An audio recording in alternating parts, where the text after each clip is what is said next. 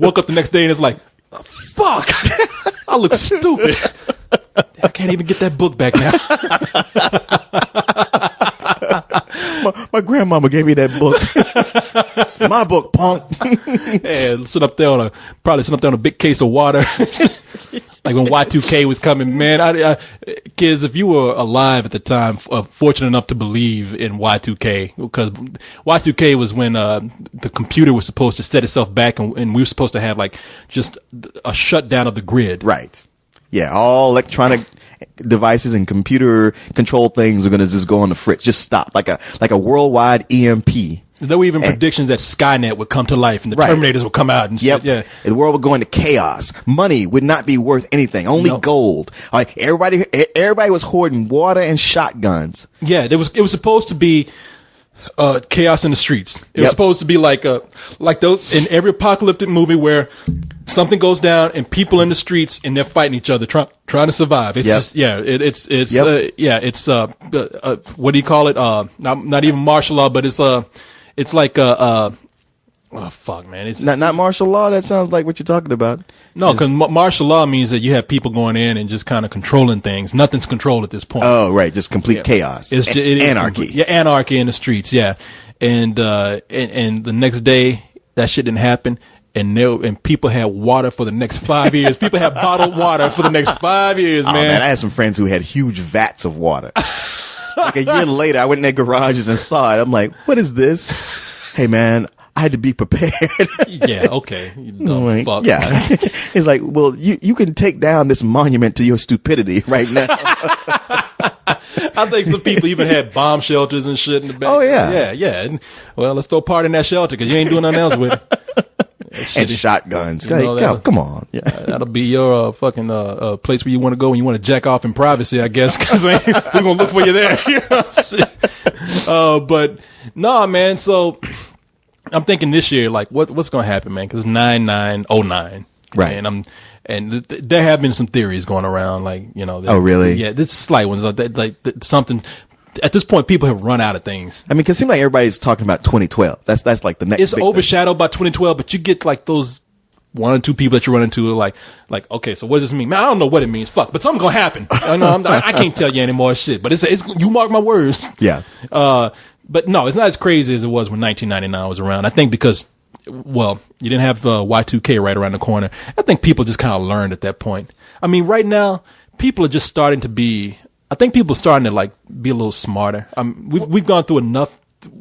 Well, didn't you get the feeling like, I got the feeling like with Y2K, the way it was talked about, like on the news and everything, like it was legitimate. There was a point, there was like something in people where they wanted it to happen. Like they want something to happen. Oh yeah. No, they wanted bandits in the street. I mean, I think because you had those people that wanted to be Mel Gibson. They wanted to be the road warrior. Yeah. We get complacent, a little bored. Then we had 9/11, and it's like, okay, you got your wish. How about that? And it's like, okay, not so much. Yeah, it's not so fun. Yeah. Oh yeah, if I get shot, there's not a doctor around. Right. Yeah, no, it's now everybody want to be Mad Max and shit. Oh yeah. Everybody wants to go be on Thunderdome, but nah, man, ain't nothing cool about that. And because you got these people right now who are like, they say, man, I can't wait for the zombie apocalypse. You know what? It's funny we talk about these two subjects. When we were at Comic-Con, I just quick went to the panel for American Dad, and they showed the Christmas episode, and it's all about where the rapture happens, and he doesn't get to go. Stan doesn't get to go because he has sex with his wife in the church, and it's all like the big fight between the angels and demons, and then it's like they flash to like a few years later where it is like a post-apocalyptic world, and he's like Snake Plissken with a patch. Yeah. With a patch and a hook hand. It was also a funny episode. I'm looking forward to it coming on. He has to team up with Jesus, you say? Yeah. Yeah, man, that's funny. Yeah. See, if the rapture was like that, I want it to be like a Rush Hour where me and Jesus team up. Like on Family Guy. You crazy, Jesus, you crazy. Same time, man. I don't know you. Same time. You ever use one of these? You remember that on Family Guy when Jesus pointed, he had that gun in his hand. He looked at Chris Tucker. You ever use one of these? And Chris Tucker has a spliff in his hand, a marijuana joint. He's like, you ever use one of these? Man.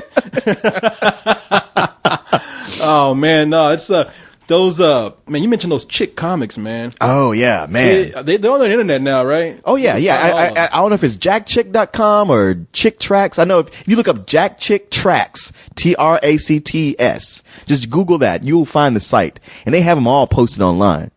But man, I remember when I was a kid, those comics used to scare religion into me and out of me. Because you'd be at a concert and somebody be on the ground, you pick those comic books. You take that. They were at Comic-Con. Were they? Yeah, there was some on the ground at Comic-Con. Oh shit, that'd be the perfect place for them. I don't know if it was a joke or if somebody was on a crusade there. Well, you know what? They were comics and religious comics. Because you can go on the site and like for $5, just a simple $5, they'll send you a pack with almost all of them. For $5? For $5, you'll be amazed by how many you'll get for that $5. Yes, back in the 70s and 80s, they had these little. They were small comics about the size of, what would you say about the size, like a TV remote control or something? Yeah, probably about that size. And they were comics, and they figured like, okay, people are going to read these and they're going to get into it, and then at the end they have like the most frightening message about religion. Like, if you do not find Jesus or God, you will burn in hell forever. And there's one that demon. They have one for every subject. One that talks about how demonic the Mormons are, the Catholics. One about Dungeons and Dragons. One about how like Sodom and Gomorrah is happening right now. They have some all about like a little orphan kid who gets abused his whole life until he dies in the street of pneumonia. But Jesus loves him, so he's all right. One of the first ones they have you read is "You're Wrong." With this kid, he's about to go to church. And this guy is like, "Man, you don't want to go in there. Come hang out with me." And they go out on the whole day of doing shit. And that guy's like telling like, "Yeah, man, people believe in God are suckers and all this." And his whole thing, he's like, I think he let the kids drive. And they like coming to a train, and he's like, "Oh, don't step on the brakes. Hit it. You can make it." That train hits them. And they both are going to hell. And the kid's like in that guy's face, like, "Hey, man, you said we could make that train, but you were wrong." And that guy pulls off his mask and he's the devil. He's like, "No, kid, you were wrong." Yeah, man. They were either depressing or they were scary. Because you had some that were depressing. Like, you could live your whole life suffering, but that was you want to live a depressing life anymore, because when you die, you'll find Jesus if you just believe in him, no matter how hard you have it. It's kind of like, that was kind of like a cop-out, like Hans Christian Andersen's, the Little Match Girl. Like, that whole story is her suffering in the snow. She freezes to death. But at the end of it, to make you feel better, she goes up into heaven and sees her grandmother, and it's like, no, this bitch is hallucinating on her way on her way to death. I mean, her mind is just like, the oxygen is leaving and she's just having fever dreams and shit. But no, do you remember the one, the Big Sissy? Oh, dude, I was going to bring up the Big Sissy. The truck driver? Yeah. These two truck drivers, the guy has a sign on his truck, on his license plate, on his bumper sticker about Jesus. And these truck drivers like, this guy's a Jesus sticker. He must be a sissy. And this huge, like 7-foot truck driver comes around and is like, "What'd you boys say about Jesus?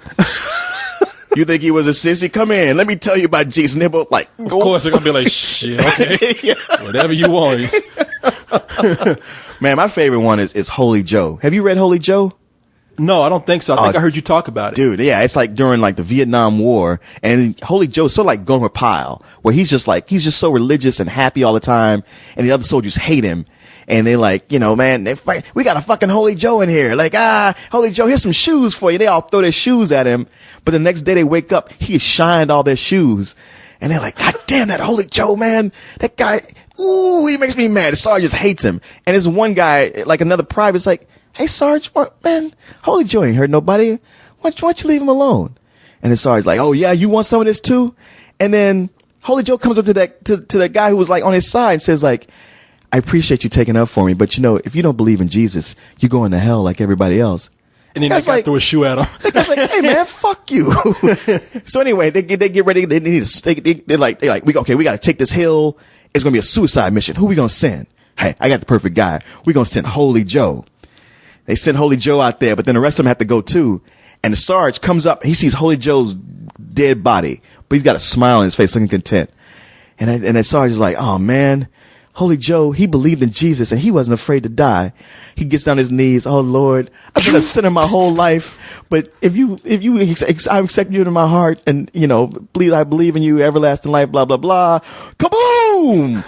blown to smithereens right there on the spot. And then they cut to Jesus who threw the dynamite. Gotcha. But the bad thing is, like, because of that last minute, right before death confession, the Sarge goes to heaven, but the guy who took up for Holy Joe goes to hell. Oh, these comments are fucked up, man. Yeah. I swear these comments have fucked up the mind of many a child out there. Yeah. Because that was their way to reach, kind of like their gateway to reach kids. It's like, Oh, yeah. They're comic books. I'm like, oh, kids love comics, but they didn't know that this shit was scarier than Friday the 13th to some people. Yeah. Oh, no, man. That whole thing about Dungeons and Dragons, like you playing this, but it's a gateway to worshiping Satan and demons. Look at you got trolls in here. It's all about demons. See, Carlisle, I told you going to hell, man. I told you about that shit, that devil shit you playing.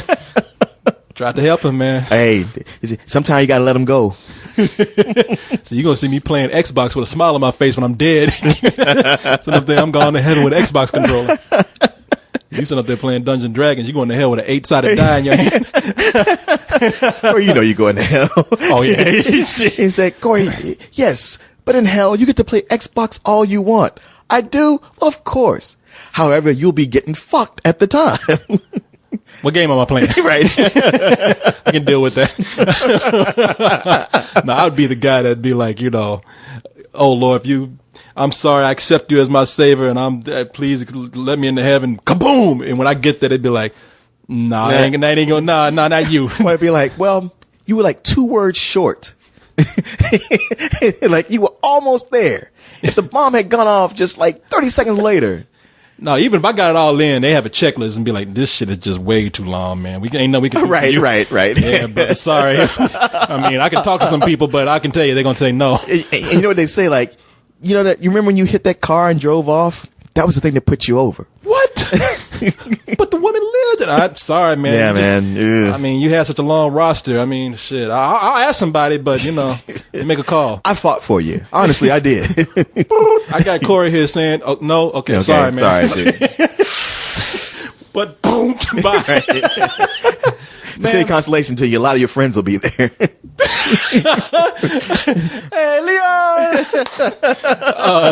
Speaking of demons, man, got in trolls. Speaking of trolls. On to trolls. We got some fucking trolls on this site, man. We got them bigger now. Not as many as most sites, but they are starting to build. They're starting to form a legion here. Oh, yeah. They starting to make a town.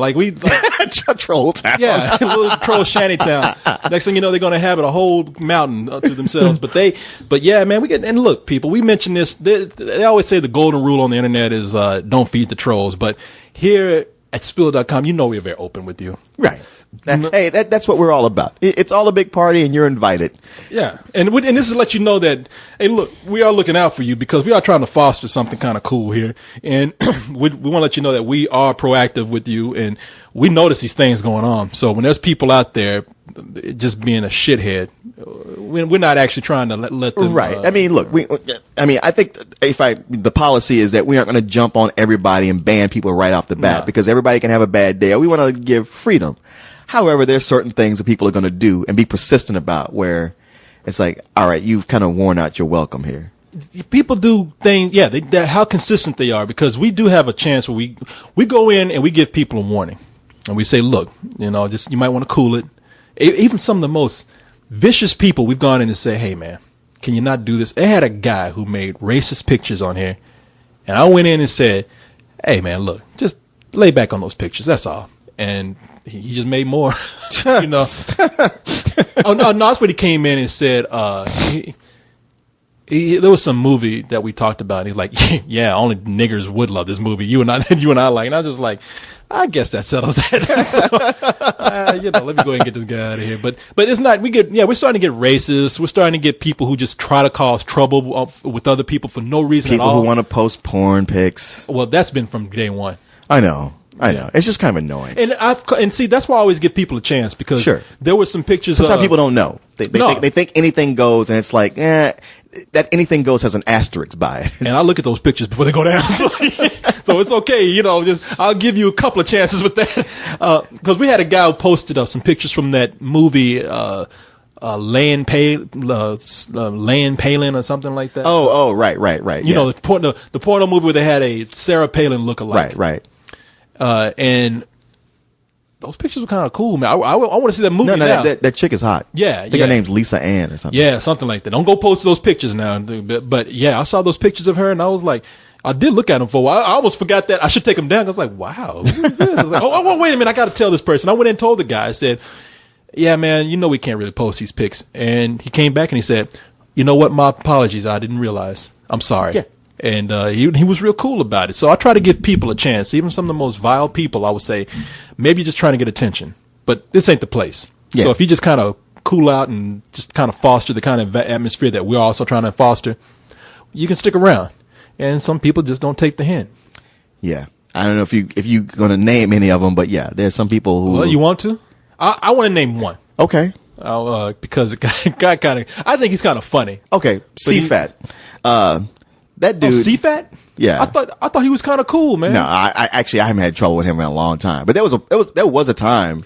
Oh, you two were going at it. He was like my arch nemesis. Because he was always cool with me. Yeah, I forgot that you said, because we had the discussion before. Yeah. I mean, he was being really like nasty insulting to some of the people, some people in Leog. I'm protective of my crew. Like, hey, you want to talk about me? I don't care. But, I got a good group of people who come in to, they put in hard work and they're not asking for that. I don't even get paid. Yeah. And, I'm waiting for the day when I'm come up and ask me, hey, can I get paid? I'm like, I didn't tell you to come here. Yeah, I mean, yeah, it can happen anytime. I mean, they really are selfless about it. But this kind of thing where like, you know what? We don't have to have our asses kissed and you don't have to give compliments. And it's one thing to be constructive, like, well, I didn't really care for this, or you said this and I disagree. But it's a completely different vibe to be nasty or personal or call names. And damn, that's just like CFAT. What's going on? I've never seen that side of you, man. Well, I mean, that was a year ago. I mean, I brought his name up as a joke. Well, I saw him recently leaving some comments. He seems pretty nice to me. I like that guy a lot, actually. I don't know what you said to him, but he chilled out. I don't even know if I said anything. Maybe I did. I can't remember. I don't know, but well, the one that's going around right now is a guy named Mr. Flesh Eater. Mr. Flesh Eater. Yeah, that dude. I mean, as much as I want to blast him off, he's starting to get on my fucking nerves. Well, he's been leaving some comments because see, this is the funny thing. You get some guys who come in with the Trojan horse and they start off with compliments. Yeah. Hey, this is cool. Yeah, good job, guys. And then they start like putting in little things like, that review is stupid, but I understand where you're coming from. All right, good. And then they just start coming in attacking you. Oh, you like that? You must be an idiot. You must be stupid. Well, his whole tagline is, no offense, but your voice is annoying. And I'm like, all right. Yeah, I've seen this. That's your thing. You're no offense. So that's a nice little catchphrase you got there. Yeah. No offense, but you suck. Yeah. See, I've been catching that because he started with Carlisle, then he started with me. And then now he's on you. Yeah. I saw, cause I put up your review for Extract today. And he read it and he's like, you gave Gamer some old bullshit, but you gave this a rental? Man, sorry. Oh, that's what he said. Sorry, but you're stupid. Okay. I didn't even read that. But I mean, you know what? Probably the thing that annoys me about him is that his game is weak.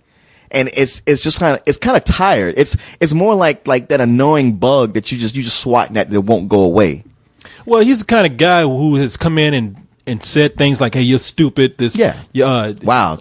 Worked on that all day, huh? Well, yeah. It was like, meanwhile, he's misspelling shit all over the place. He's saying that seriously.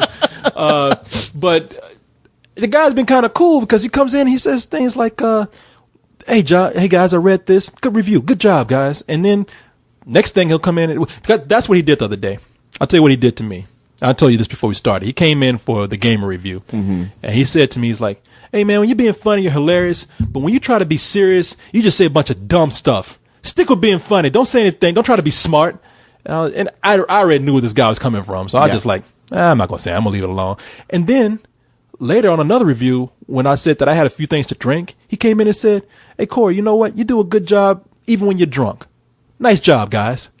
I was up there. I was like, now if you want to get me, that's how you get me. You make me confused. Cause if earlier I was like, this motherfucker, Ray, oh, here he is again. Oh, that's sweet. That's kind of a backhanded compliment. Please, I'm trying to pull some nice out of it. Believe me, I thought about it. I did think about that, but I don't know if he was clever enough to make that a backhanded compliment. Right. Okay. Yeah. So I'm giving him the benefit of the doubt there, but he will often say, good job, guys.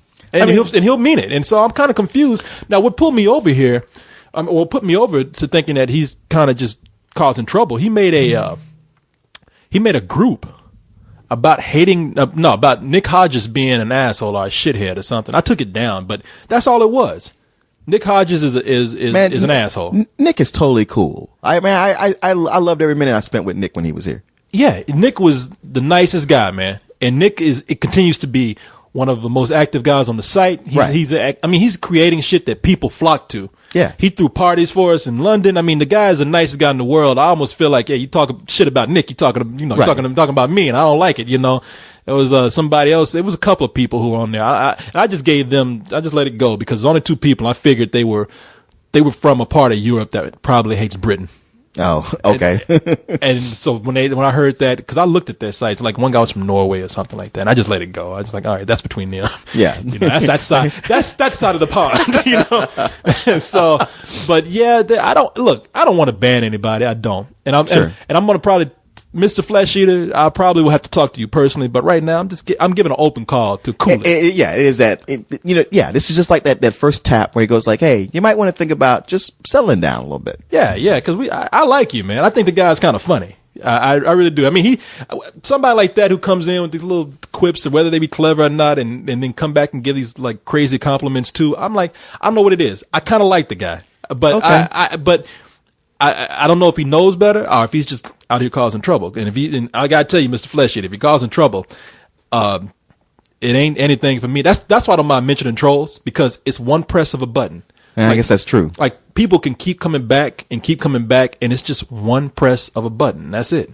I mean, I've had people like try to test that. I mean, they'll come. I forgot who it was. I'm not going to even say it because they might start. But somebody just kept coming back with a different profile. I think a lot of people will know who you're referring to. He who must not be named. No, it's not who you. Oh, not him. Okay. Oh, let me hold on. I'll cut it off for a second to see if we were thinking about the same person. Oh, okay. It's not the same person. Okay. It's actually a female I'm thinking about. But yeah, they kept coming back, and it's just like punch, just pressing the button. It was like no big deal. It really wasn't. And for the little while that they're up there, I mean, nobody really cares. It's not that hard. It's really not that hard. And I don't think we're going to get that many that people will waste their time wanting to just come here and just. Yeah, I mean, really. I mean, honestly, if you want to be a troll, there's better places to do that.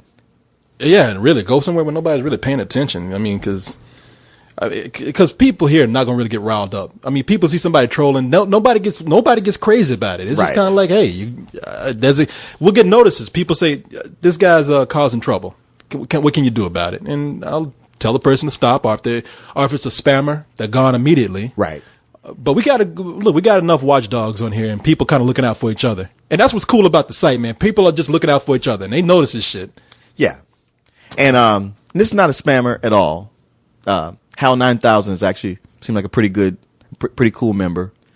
But Hal, if you could like just back off on posting so many videos on everybody's pages. Yeah, Hal, you gotta slow down on goddamn pictures, man.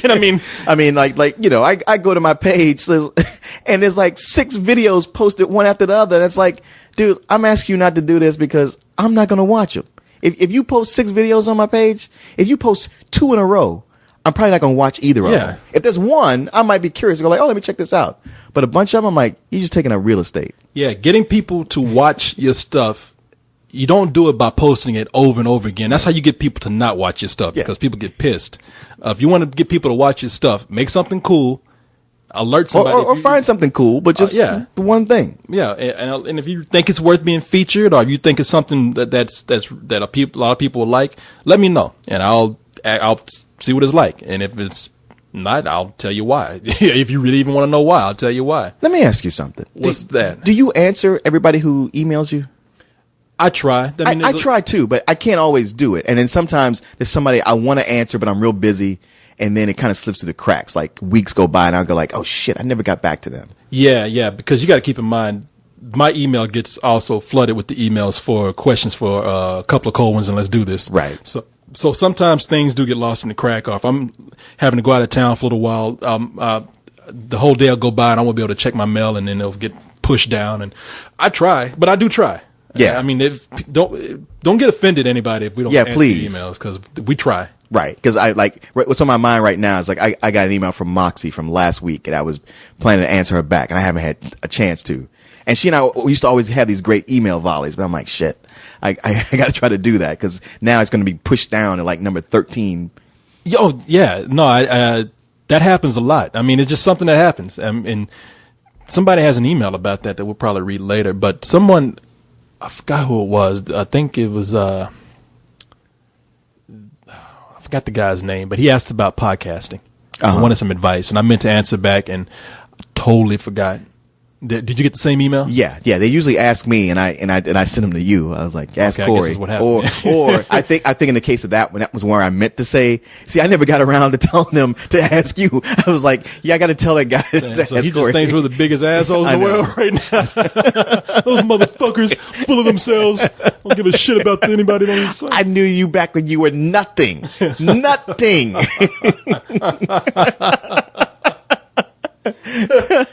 I remember back when you guys were on the WB and nobody was watching your shit.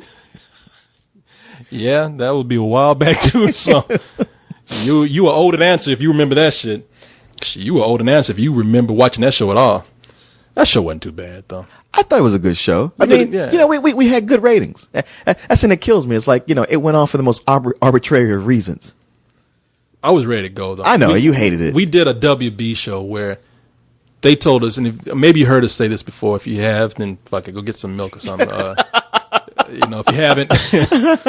But we did this show for okay, we weren't like on hanging out with Buffy the Vampire Slayer and all that Right, kind of shit yeah, or the Wayans brothers. yeah, we didn't take over for the Wayans brothers when that show went off. No, we was a local WB affiliate. Right. And the first thing that when it got pitched to them, because we were asked to do it by a friend of ours. It wasn't like we were trying to go and do it. And he asked us if we would. And we were like, hey, man, that'd be kind of cool. Yeah, right. Sure, let's see where this goes. And so when he went to ask his boss, the producer at the station, or the station manager, general manager, or whatever, her reply was, well, they can do this, but I just don't want this to look like an Access show.